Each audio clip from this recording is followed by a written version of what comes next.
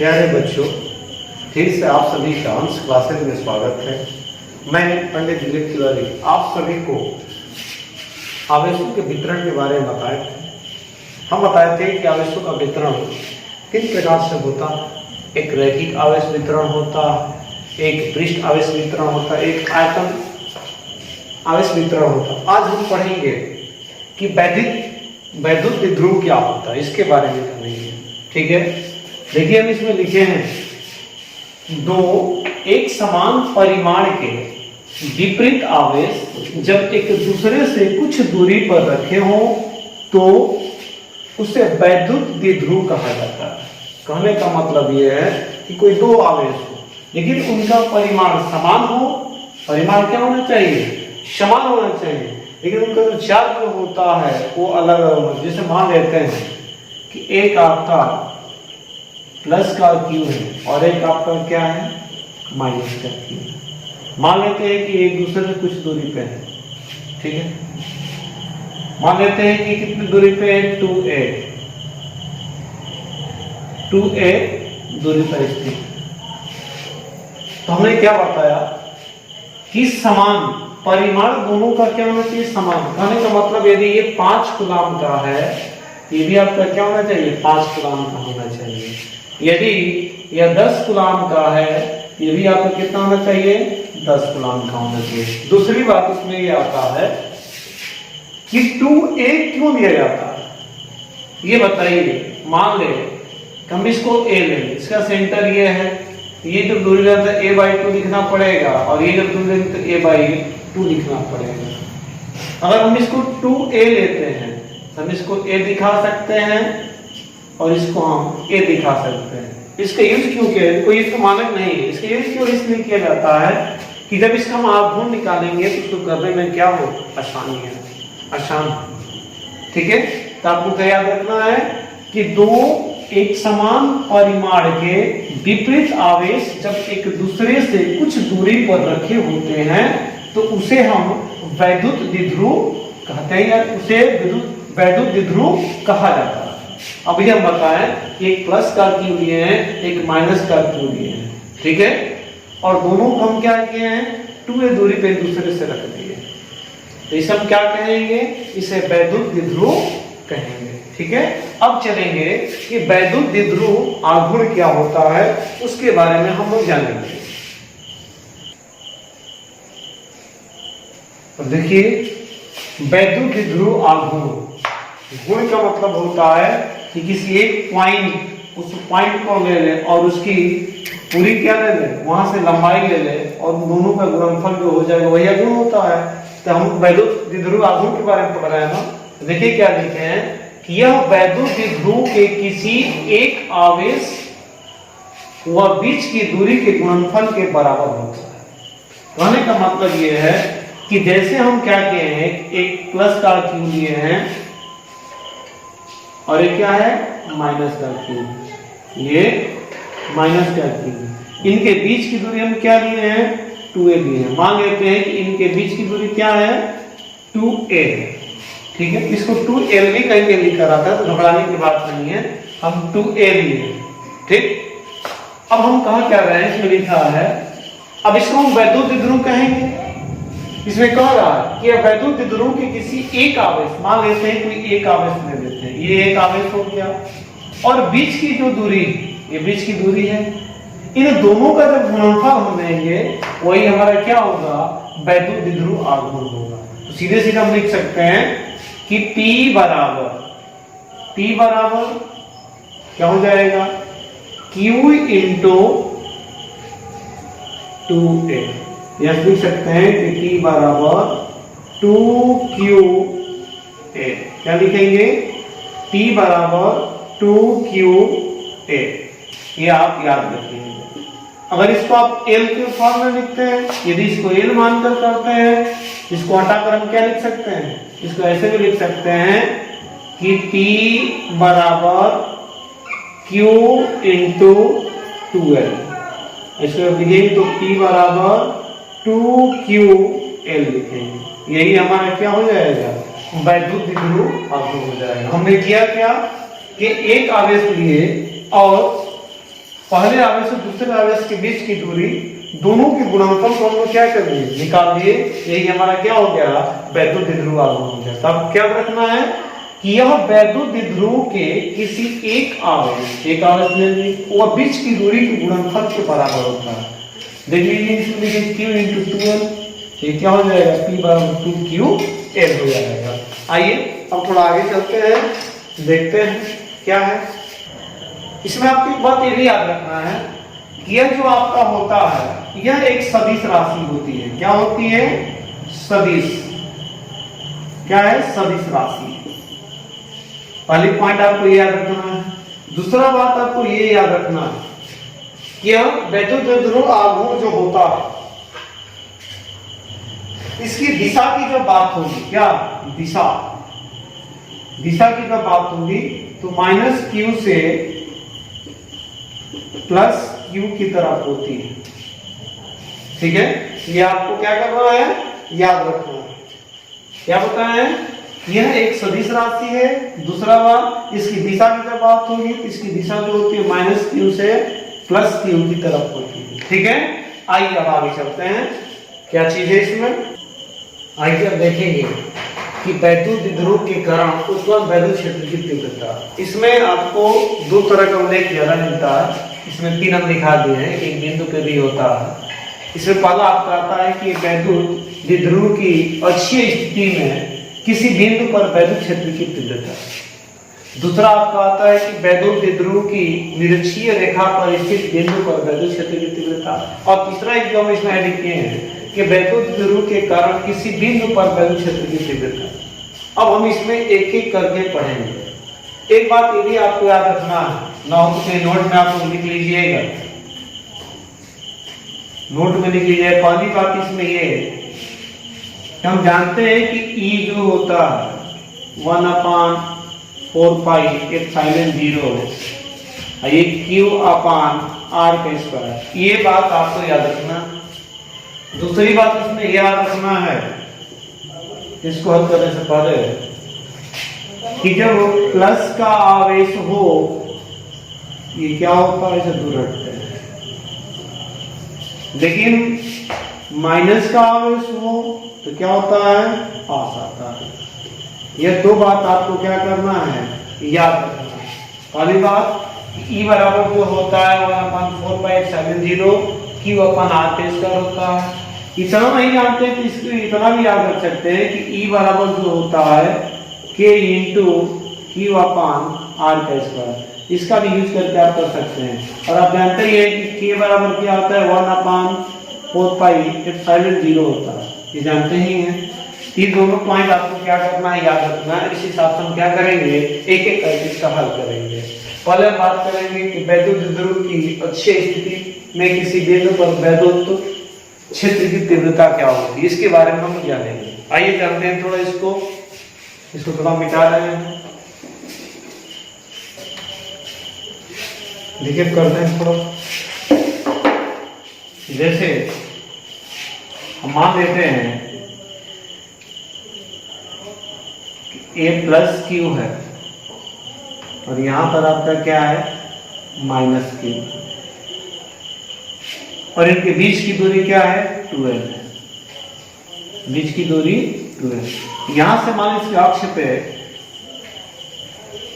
यहां पर एक बिंदु P है, मान लेते हैं। लेकिन लिखे कि माना कि वैद्युत द्विध्रुव के आवेशों +Q और -Q के कारण बिंदु P पर, और इस बिंदु P की बात हो रही है। अब इसमें देखिए कि +Q के कारण भी इसके ऊपर क्या करना है, वैद्युत क्षेत्र की तीव्रता होगी और -Q के कारण भी होगी। ठीक है, अगर मान लेते हैं कि इसका सेंटर ये है, इसके जो सेंटर ये है, तो सेंटर से और यहां तक की जो दूरी है यह मान लेते हैं क्या है, R। क्या है, R। जब ये +Q से -Q 2L है, इतना आपका L होगा और ये भी आपका क्या होगा, L होगा। हमको क्या करना है कि E1 और E2 मान के करना है वैद्युत क्षेत्र की तीव्रता। ये बताइए कि +Q के कारण बिंदु P पर वैद्युत क्षेत्र की तीव्रता की जब बात होगी तो आपका किधर होगा, आप कहेंगे इधर होगा, ये आपका क्या होगा, E1 होगा, क्योंकि हम अभी बता रहे हैं कि प्लस का आवेश हो, क्या हो, प्लस आवेश हो, इसमें प्रतिकर्षण होता है। क्या होता है, प्रतिकर्षण होता है, अभी बताएं प्लीज, ठीक है। यदि माइनस का आवेश रहेगा, ये माइनस का आवेश, इसमें क्या होगा, आकर्षण होगा, ये बात तो याद रखना है। ये बताइए प्लस का है, इसे दूर हटेगा, ये E1 हो जाएगा, ये माइनस का है, इधर होगा, यह आपका क्या हो जाएगा, यह आपका E2 हो जाएगा। अगर आपसे पूछे E1 क्या है, तो प्लस Q का वैद्युत क्षेत्र की तीव्रता है, E2 क्या है, तो माइनस Q का क्या है, वैद्युत क्षेत्र की तीव्रता। अब बात करते हैं कि P की आवेश Q से दूरी, ये बताइए, हम इसमें बात कर रहे हैं किसका, प्लस Q से बिंदु P की दूरी की जब बात होगी, इसकी बीच की दूरी की बात होगी, कहां से, यहां से। ये बताइए कि यहां तक तो P से यहां तक आपका R है, और इसके सेंटर से Q तक के बीच की दूरी क्या है, L है। तो जब यहां से और यहां तक की जब बात होगी, यह आपका क्या होगा, L प्लस R होगा, ठीक है। दूसरी बात आपको ये याद रखना है। अब बताइए, ये कह रहा है कि P से Q तक की बीच की दूरी की जब बात होगी, ये बताइए P से इसका सेंटर जो है यहां तक की दूरी क्या है, R है, और सेंटर से इस Q की माइनस Q के बीच की दूरी L है। ये बताइए कि यहां से और यहां तक की जो दूरी होगी, ये कितने के बराबर होगी, अब बता देंगे कि R माइनस L के बराबर होगी। इसको L प्लस R लिखिए, R प्लस L लिखिए, बात देखिए, याद रखिएगा, इसको ये भी लिख सकते हैं R प्लस L, ठीक है। अब देखिए इसमें मेटल क्या बनता है, कि वैद्युत क्षेत्र की तीव्रता हम लिखेंगे E1 के कारण, या कैसे लिख लें कि प्लस Q के कारण, क्या लिखेंगे, प्लस Q के कारण बिंदु P पर, बिंदु P पर वैद्युत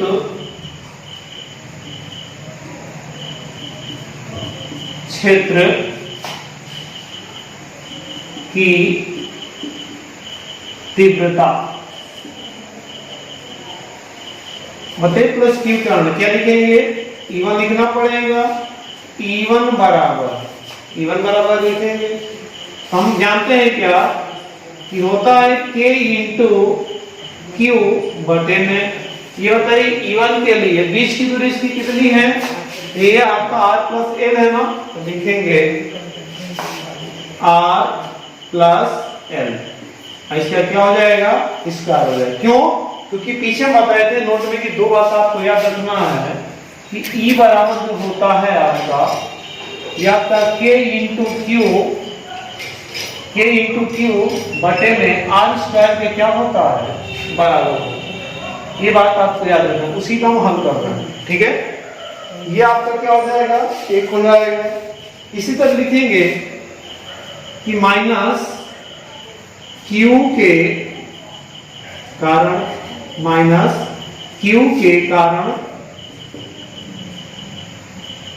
बिंदु P पर वैद्युत क्षेत्र की तीव्रता, कहां पे, बिंदु P पर माइनस Q के कारण, लिखेंगे E2 बराबर K इंटू Q बटे में, ये क्या होगा आपका R माइनस L का स्क्वायर हो जाएगा। ये आपका दोनों हल हो गया। अब इसमें होता यह है कि जब इसका हम परिणामी निकालेंगे, क्या निकालेंगे, परिणामी, ठीक है। तो परिणामी निकालने के लिए हम इसे उठाएंगे अब निकालेंगे क्या, परिणामी, कहेंगे कि परिणामी वैद्युत क्षेत्र की तीव्रता। अब हम परिणामी निकालने के लिए क्या करेंगे, यहां से लिखेंगे E बराबर, अब इसमें बड़े वाले से छोटे वाले को क्या करेंगे, घटाएंगे। अब इसमें कितनों ये नहीं समझ में आता है इसमें कौन बड़ा है और कौन छोटा है। एक बात याद रखिएगा कि जिस भिन्न का हर जो होगा छोटा होगा, हर छोटा होगा वह ए बड़ा होता है, और जिसका हर बड़ा होता है वह भिन्न छोटा होता है। ये बताइए, अगर आपको 5/2 और 5/4 लिख दें और 7/2 कह दिया, या भी यहाँ भी 5 लिख दें, और आपको पूछे कौन सा बड़ा है तो आप सीधे सीधे कहेंगे ना कि ये बड़ा है। इसी तरह इसमें भी, इसमें आपका Q बटे में R-L का होल स्क्वायर क्या है, बड़ा, मतलब E2 आपका बड़ा है। यहां से लिखेंगे E बराबर E2 माइनस E1, ये हो गया आपका। जब आपका ये हो गया, अब रखेंगे, ये बताइए कि E बराबर क्या होगा, E2 का मान क्या है, तो K इंटू Q बटे में R-L का होल स्क्वायर। ठीक है, इसमें से क्या माइनस करना है, इसमें से आपको माइनस करना है K इंटू Q बटे में R+L का होल स्क्वायर। इसको क्या कर देना है, माइनस कर देना। इसको जब रखेंगे तो लिखेंगे कि E बराबर, ये आपका क्या होगा, K इंटू Q बटे में R-L का होल स्क्वायर, मतलब square, minus K into Q बटे में R+L का होल स्क्वायर हो जाएगा। अब देखिए इसमें से आप कॉमन क्या कर देंगे, E बराबर K इंटू Q आपका कॉमन हो जाएगा, बचेगा क्या आपका, इसमें आपका बच जाएगा 1/R-L का स्क्वायर माइनस 1/R+L का स्क्वायर, ये आपका बच जाएगा। इसको आगे जब हल करेंगे आप तो E बराबर K इंटू Q, और जब इसका आप कैल्शियम लेंगे तो आप कैल्शियम आएगा R का स्क्वायर माइनस L का स्क्वायर, और इसका क्या होगा माइनस में, इसमें थोड़ा ये है कैल्शियम लेकर आप जब देखेंगे, एक R माइनस L का होल स्क्वायर है, एक R+L का स्क्वायर, अगर दोनों को एक साथ लेकर देखेंगे, जैसे मान लेते हैं लिखेंगे R माइनस L का स्क्वायर, क्या होगा, R+L का स्क्वायर, एलसीएम होगा। जब इसको आप करेंगे, एक आपका क्या होगा ऊपर कि R+L का, उसमें छोटा करना चाहे तो हो सकता है, इसको इतना ना करके हम इतना भी कर सकते हैं, सीधे सीधे देखिए लंबा क्या लिखना है, इसको आप सीधे सीधे लिख सकते हैं कि R का स्क्वायर माइनस L का स्क्वायर का होल स्क्वायर, इसको लिखा जा सकता है कैलकुलेट करके जब देखेंगे। अब इसका इसमें भाग करेंगे, जो आएगा ऊपर लिखेंगे, इसका इसमें भाग करेंगे, एक से गुणा करके लिखेंगे। तो जब इसमें भाग करते हैं, एक में आपका आएगा R+L का होल स्क्वायर माइनस एक में आएगा R-L का होल स्क्वायर। ठीक है, ये आपका मिलेगा। इसको थोड़ा और आगे चलेंगे तो ये आपका E बराबर हो जाएगा K इंटू Q। अब इसको थोड़ा हम कैलकुलेट करेंगे, ये देखिए इसको A माने, इसको B माने, A square minus B square का एक फार्मूला होता है, एक क्वेश्चन में A प्लस B, एक क्वेश्चन में A माइनस B। जब इसको हम रखेंगे तो एक क्वेश्चन में आपका R+L प्लस R-L होगा, और एक क्वेश्चन में जब करेंगे तो आपका होगा R+L माइनस R+L हो जाएगा। ठीक है, इसको जब आप करेंगे तो इसमें देखिए कि R माइनस है ना, माइनस होगा। इसको थोड़ा देखिए, इसको करते हैं, ये हमारा क्या होगा +2, चेन से गुणा हो जाता है ना। इसको जब करेंगे हम तो नीचे क्या हो जाएगा, ये आर का स्क्वायर माइनस एल का स्क्वायर का होल स्क्वायर हो जाएगा। अब देखिए इसमें माइनस का एल है प्लस का एल है, कट जाएगा। इसमें देखिए माइनस का आर है प्लस का आर, कट जाएगा। अब इसमें बचेगा क्या, थोड़ा इसमें करेंगे हम लोग, देखेंगे। इसमें आर बचा, ये आर बचा, are are 2r L L 2l। जब हम करेंगे तो ये हमारा हो जाएगा E बराबर K इंटू क्यू। देखिए R और R क्या हो जाएगा, 2r इंटू 2l बटे में ये आपका हो जाएगा r का स्क्वायर माइनस l का स्क्वायर का होल स्क्वायर। ये लिख सकते हैं कि E बराबर K इंटू क्यू, 2 कितना इंटू करेंगे तो 4rl हो जाएगा, और बटे में जब निकालेंगे तो ये r का स्क्वायर माइनस l का स्क्वायर का स्क्वायर हो जाएगा। अब इसमें आपको एक चीज मिलेगा, थोड़ा इसको मिटाएंगे और बताएंगे इधर।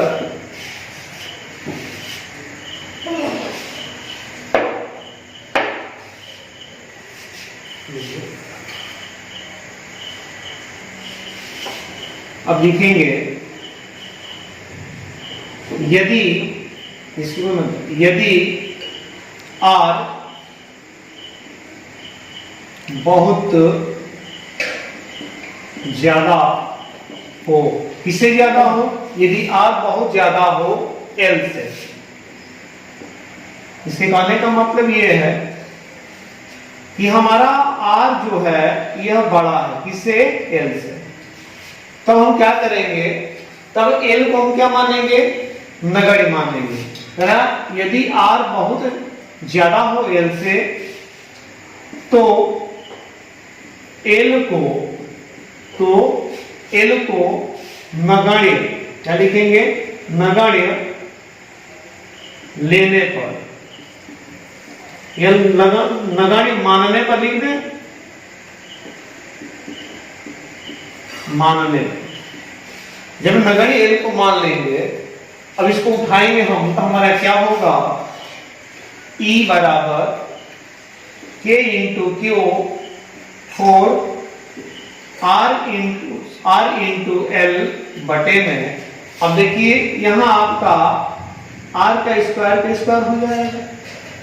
इसको जब फिर करेंगे तो E बराबर हमारा आएगा K इंटू क्यू 4, ये r l बटे में r के पावर उतनी का कितना हो जाएगा, 4। ये देखिए एक से एक कट जाएगा, बचेगा क्या, तो E बराबर K इंटू क्यू 4l बटे में नीचे बच जाएगा r का क्यू, यहां से लिखेंगे तो E बराबर K इंटू क्यू इंटू जो 4l लिखा है इसको हम लोग क्या लिख सकते हैं, 2 इंटू 2l लिख सकते हैं, बटे में r का क्यू। क्यू किसके साथ ले लेंगे तो लिखेंगे कि E बराबर K, इसको लिख दें K इंटू या 2K लिख दें, 2K इंटू इसको जब लिखेंगे 2QL बटे में r का क्यू। और 2QL जो होता है, ये 2QL यह आपके P के बराबर होता है। यहां से लिख देंगे कि E बराबर K इंटू 2P बटे में R का क्यू। और आपसे पूछा जाए कि 2QL किसके बराबर होता है, तो आपको याद रखना है कि P आघूर्ण जो होता है P के बराबर आपका 2QL होगा। ये बात याद रखना। अगर A लेकर करेंगे तो 2QA हो जाएगा, यदि L लेकर करते हैं तो 2QL हो जाएगा। और 2QL जहां लिखा है यहाँ पर क्या लिख दिए हैं, P लिख दिए हैं। इस तरह हमारा ये प्राप्त हुआ। अब चाहेंगे तो K का मान आप रखेंगे तो आपका सूत्र मिलेगा क्या, जब आप K का मान रखेंगे तो आपका मिलेगा E बराबर, K का मान होता है 1/4 पाई एप्सिलॉन 0, ये हो जाएगा 2P बटे में R का क्यूब। यही आपका क्या होगा, फार्मूला प्राप्त होगा। और इसी में हम लोग क्वेश्चन करेंगे। ठीक है, एक बात